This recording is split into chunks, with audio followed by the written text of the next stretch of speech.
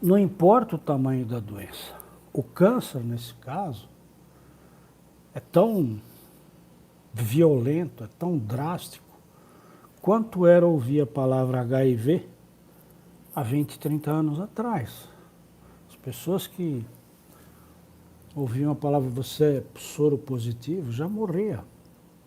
E desencarnar era uma questão de tempo, porque o cara já morria quando ouvia a palavra. Então, na verdade, como é que eu faço para sobreviver a um câncer, para vencer uma doença degenerativa? Como eu faço?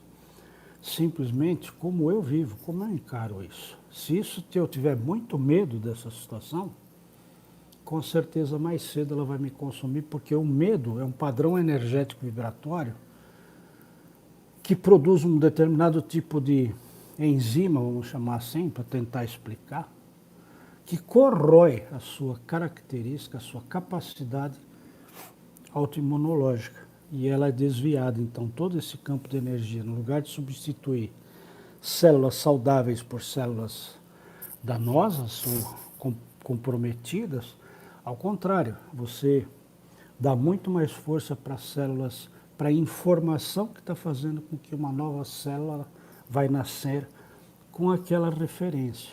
Porque funciona assim, você tem um sistema imunológico.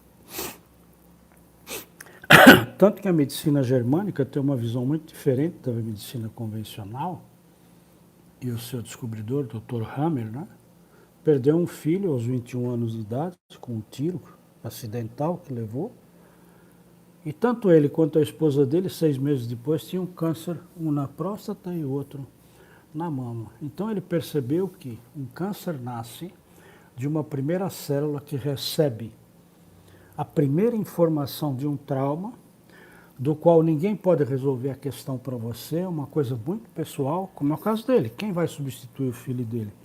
Como ele vai repor a condição emocional dele em relação ao filho? Não tem como. Né? Então, ele é refém da situação, não pode fazer nada, médico, quer dizer, não pode fazer nada, não tem nada para ser feito e tem que engolir aquilo. Quando aconteceu e ele soube da notícia, nasceu a primeira célula.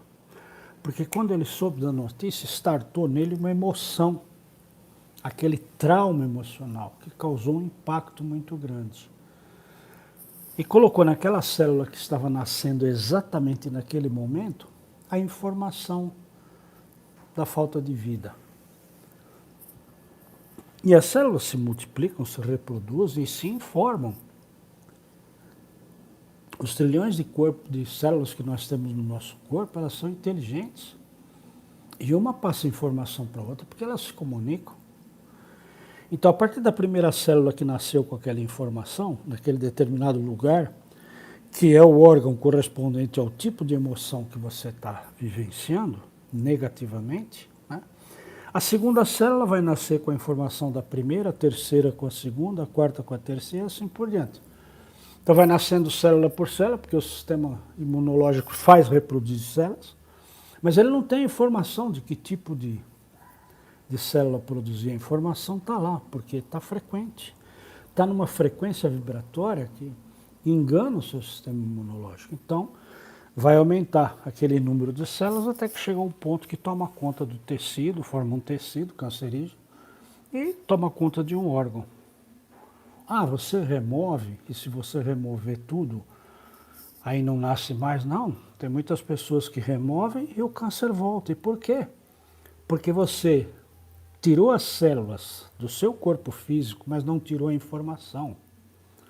Então, para que serve uma doença desse tipo? Tão traumática quanto essa, que ouvir a palavra câncer, você já treme na base. Serve exatamente para você repensar que vida que eu estou levando, o que eu estou fazendo aqui. Então, se você passa a enxergar a vida com a informação que você está recebendo, que o câncer, a palavra câncer te deu, alguma coisa está errada e eu vou mudar a minha vida. Então você vai perceber que todas as pessoas que tiveram câncer e que se curaram desse câncer, não são mais as mesmas pessoas que eram antes. Não. Mudaram totalmente a sua vida, começaram a enxergar a vida de forma diferente. Ou seja, compartilhar mais, não julgar. e principalmente aproveitar os momentos de que você vive. Então, você não quer ter câncer, ou não quer ter qualquer outra doença, seja feliz.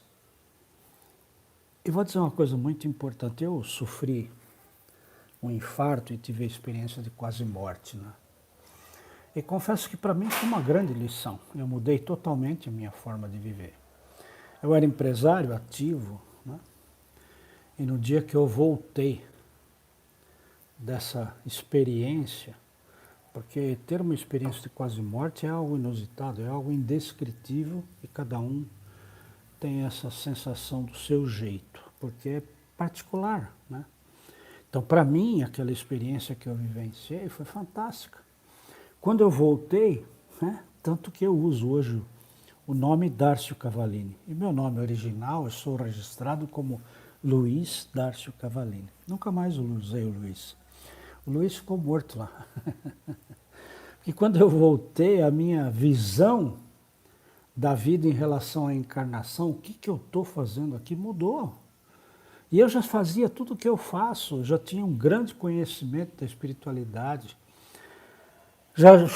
Nossa, eu fazia praticamente tudo o que eu faço hoje. Mas só que a forma de fazer, eu acreditava em outra coisa. Eu acreditava que aquilo tinha que ser feito da forma religiosa. Dai de graça o que recebeste de graça. Foi a grande atenção que eu tive e que a grande lição que eu recebi. Para, isso está tudo errado, estão te enganando, cara.